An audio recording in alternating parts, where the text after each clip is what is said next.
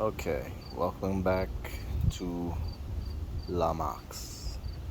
La Max, submodel, Gilele. The Gilele. So, I've had this car since February of 2020. Uh-huh. I just recently changed this console because the armrest was ripped. Got that for $50 from Long Island, out in Selden. I'm all the way in Queens. We just turned over 281, 379, and on the tripometer it's been 76 miles back and forth of driving while back in service from all four brakes being locked up. So you're driving, right? You're driving, and it seems like you're doing more stepping on the pedal to get the car to move. It doesn't want to go. You can smell brakes burning, rotor burn. So then, yeah, all four brakes, all of them. Because when I took it on a trip around the block and hot lapped it on purpose and didn't hurry up and limp it back inside the yard and jacked up the rears first, they were locked up without the e-brake up, of course, and then the fronts were locked up as well. So all four brakes locking up at the same time. Now if you let the car sit for a while, and I'm talking about a while, I'm talking about an hour, hour and a half on the side of the road, then it releases whatever built up pressure it is against the calipers, right? So being that I never had that um, issue before, I didn't know what it was. I had one source from an auto parts store tell me it's the brake booster, distribution of vacuum leak. Other sources, while surfing the tube, would say, hey, you never know. Sometimes it's collapsed rubber brake hoses, and being that's all original car, you might have a collapsed brake hose, or all four of them. You might have put it in the wrong brake fluid. The only thing I use besides dot 3 is dot 3 for synthetic, so I highly doubted it. Bled, bled, bled the rears, then the fronts. All the old fluid came out. Same issue after hot lapping it on purpose. Um, so I bought a brake booster. Something tells me to return it because I took the necessary steps, you know, pumping the pedal, turning it off, holding it for 30 seconds, see if it pushes pressure back on your foot within 30 seconds. It didn't, so the brake booster was good. The check valve for the brake booster, I took that out, blew into one side, good. Suck from the other side, it shouldn't suck. Check valve is good.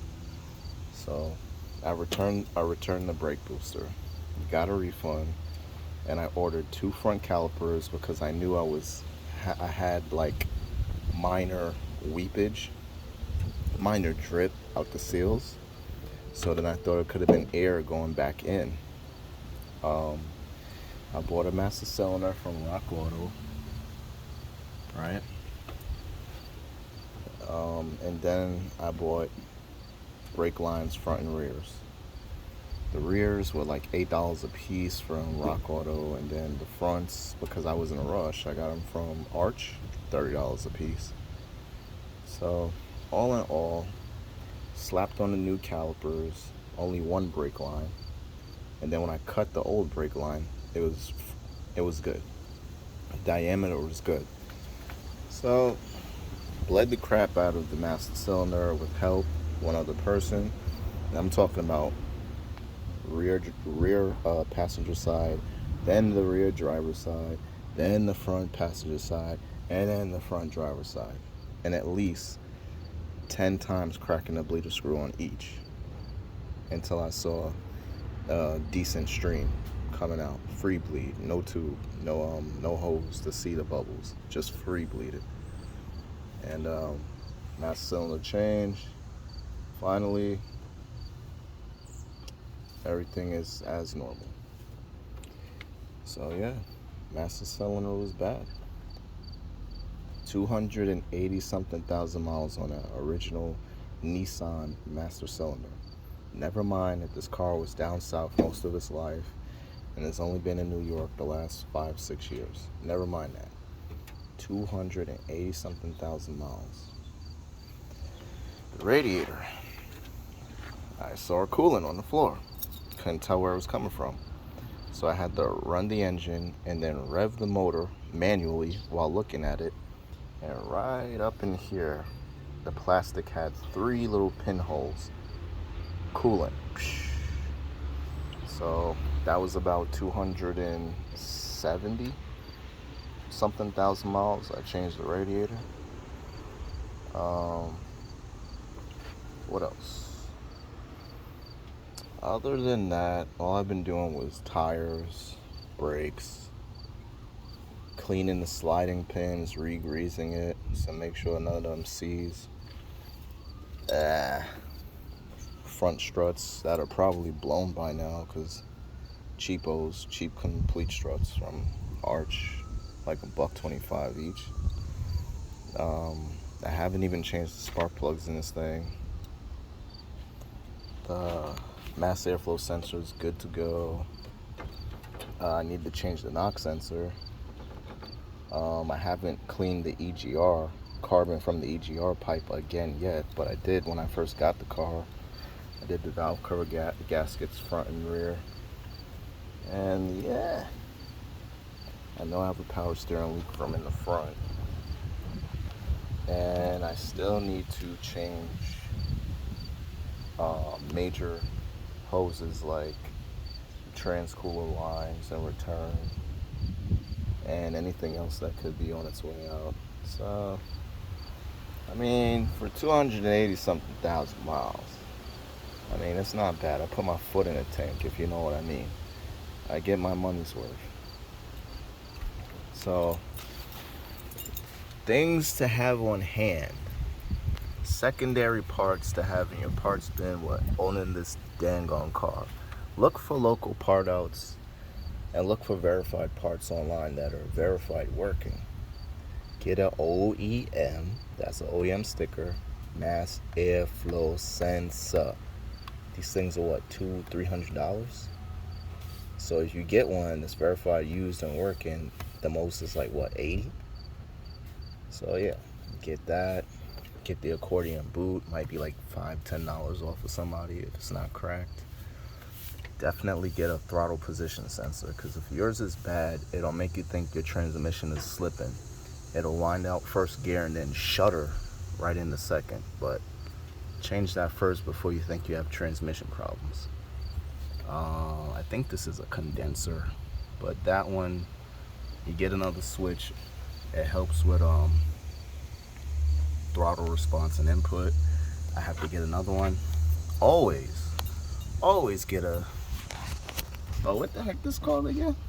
Idle air control valve with the 3 connectors here. Always have backups of that, because when that go bad, that could take out the chip in your computer. Now you got to replace the computer with one for your specified vehicle.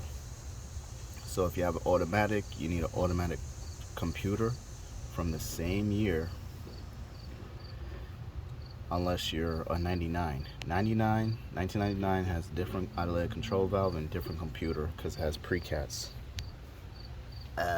What else? Coil packs.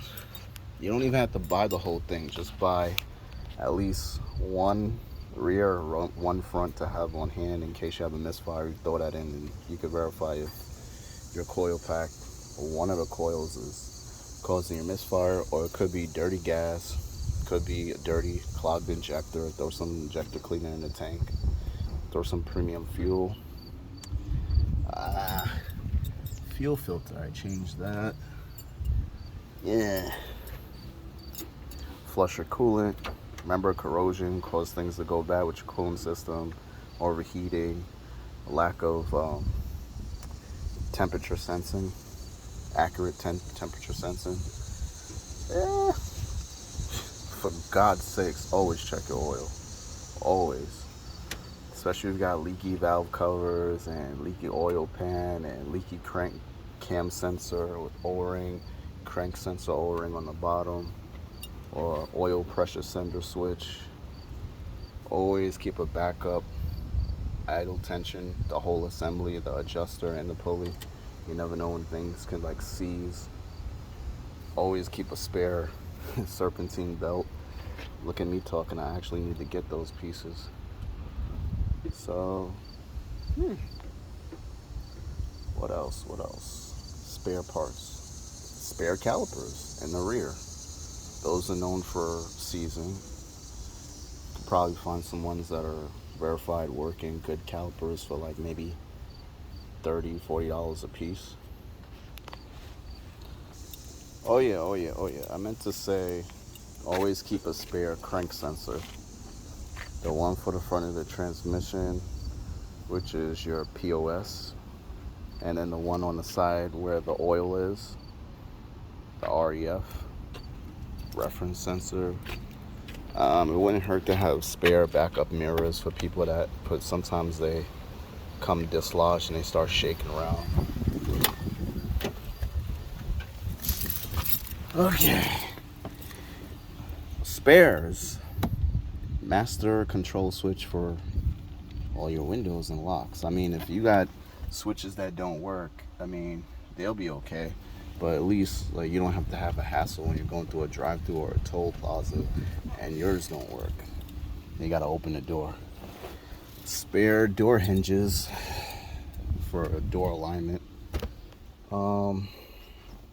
Let's see. Ignition switch, the one that you have to take off the cowl here and drop that, and it's up under there. Ignition switch. Why? Oh yeah, and the spare starter. When hurt to have a spare starter, you might as well like either start replacing those things, and if yours is still working, just keep it in your parts bin. If you have an issue with your blower resistor motor, blower resistor under your glove box, that means that your fan only blows on high all the time, even if you select a different speed. Blower resistor. The air mix motor controls the temperature, which is going to be right up under there. Your air mix motor on the under the passenger side. There's the other side to your computer, and right up there, that little black box, there's your air mix motor right there. The motor motor that controls where it comes from in the vents is going to be under this side. Right up there, that little black box. Right there. Have a spare one of those. It'll help you. Find a part out car. Try to get the main battery fuse, the 140 amp that goes under the hood. There's 2 screws that hold that fuse in. You got to peel back the plastic tabs. One of them is a 10 and the other side is an 8. Try not to break it while taking it out. What else did I change on this car? Okay, I did change the crank sensor because I'm down in South Carolina. I went to go see some water, far from home, right? Turn the car off, go take my pictures, come back, nothing. It just, all the lights on the dash wouldn't even attempt to crank. Crank sensor. Battery was good. Starter was good. So I had to get towed to AutoZone, and the sensor was like, or the switch, crank switch was like $30. So had my tools on me. I just dropped the cowl, unplugged the connector under here, and then changed the crank sensor or crank switch. Ignition switch, my bad. Ignition switch. So that's the reason why this little piece is still missing, because I tried to put it back on and kept falling off. Okay, other than that, I changed the brake switch, which is up there somewhere. Brake switch up there. If your brakes are staying on and your brake switch actually works, that means you need to put some kind of a little furniture slider up there, and it makes contact with the little nipple. So when you release the brake pedal, it pushes the little switch in, so it turns your brake lights off when you let go of the pedal. Let me see. Yeah, 280 something thousand miles. And the only things I changed were ignition switch, door motor, fuel filter because I wanted to, valve cover gaskets because they were leaky when I first got the car, the axle boot because of the condition of the car when I got it. It was busted and knocking sounds while making low speed turns. Turn right, knock, knock, knock, knock, knock, knock, knock. Yep, axle. What else? Besides what I already told y'all about the caliper and the master cylinder now. But yeah, original exhaust.